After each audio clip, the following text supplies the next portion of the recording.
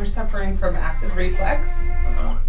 and I was Which really sucks. By the way, right? And they were sleeping about 2 hours at a time, and I have 2 of them. So I joined an acid reflux support group, and they told me to try a chiropractor. So Yeah.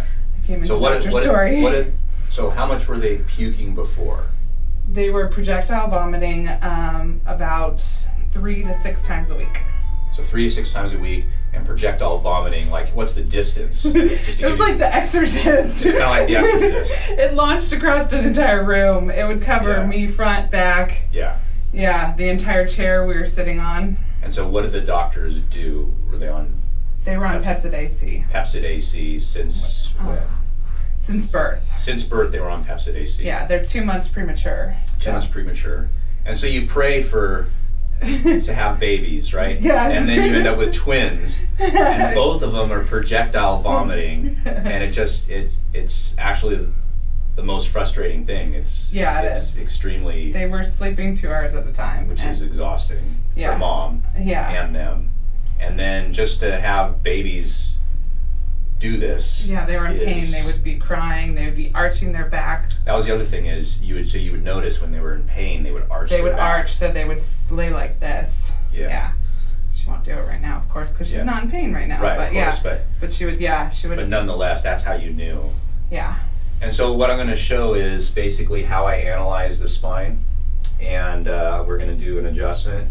And the adjustments, people are under this impression that it's jujitsu or something, that we're walking in and cracking people in half and stuff. We're not doing that. So we're using an arthrostim, and the arthrostim is a very gentle pressure, and even if you look at it against my finger moves about a millimeter or 2. And really we're not adjusting bones from out of position to in. We're just stimulating areas of the nerves that are coming out of their spine that control the stomach so that they'll stop vomiting. So what were the results so far? I don't remember. I think this is the 7th visit. So how are they doing now overall? They are actually sleeping through the night. Sleeping through the night? They sleep through the night, and they have not projectile vomited since we've been with Dr. Story. And we've seen them less than a month. Yeah, 3 weeks. 3 weeks, and they're smiling still. Yep, they're holding up their head. They're holding up their head. They're both They're smiling. harder to catch now. Yeah. Here's sit right here. Yeah. What we're doing. So what I do is it's exactly like an adult. I'm going to analyze their spine and just touch lightly.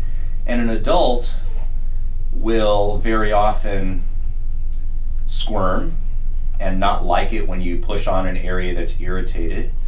And they'll say something, but babies don't say anything. They either cry, or what I'm looking for is just a squirming and a kind of a muscular contraction underneath my finger when I touch an area that they don't like. So I'm just going down each vertebrae at a time and just seeing what I feel and where there's any irritation.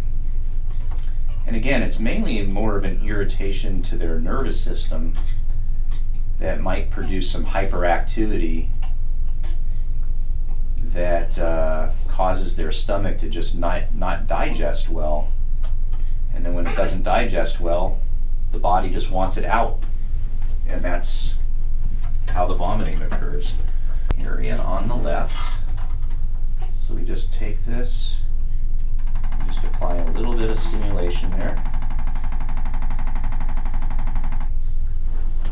And that's the adjustment. And now she's squirming. Kind of keep your head on the top so I can feel. Go right underneath the occiput there. And for both of them, really, they had kind of trouble turning to the left, right? Or they were always on the left. They were always turning to the left. Yeah, they're always turning left. So that usually indicates kind of a left atlas. So I go to the back of the atlas and I just stimulate that, and that should make it a little more comfortable to turn right over time.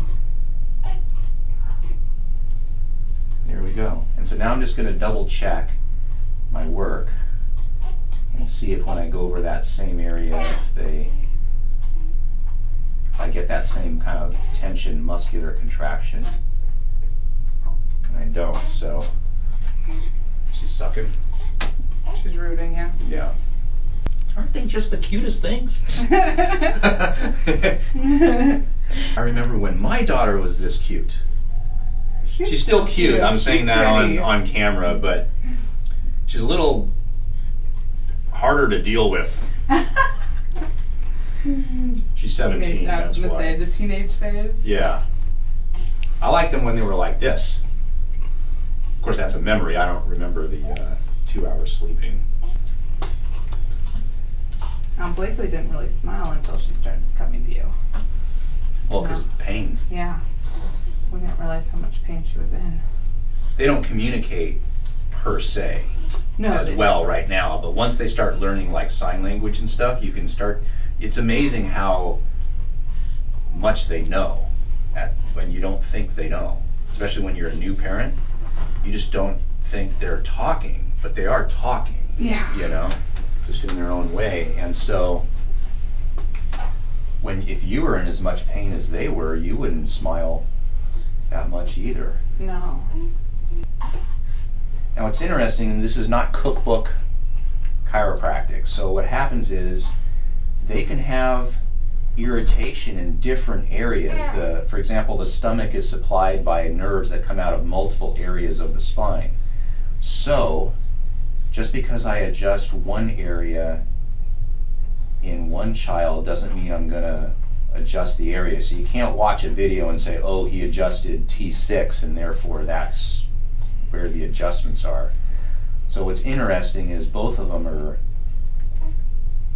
different even though they're similar.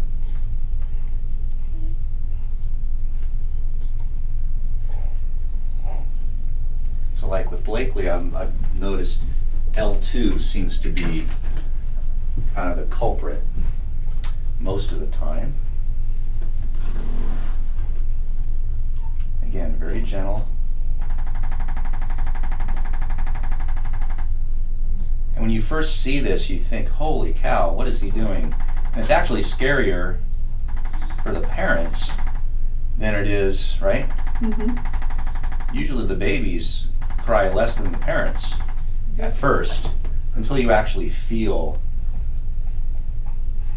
what's happening here. So Blakely tends to move the head around a little, but not as much to the right. So this is the one that's similar as the Atlas. I'm going to go laterally here. She doesn't like this. That's okay. It's okay. All right. And she's really gained weight in the last 3 weeks. Oh yes. She, yeah, I don't know how much because she doesn't have her next appointment till next week. Next week. Yeah. So you'll see how much they changed. Yeah.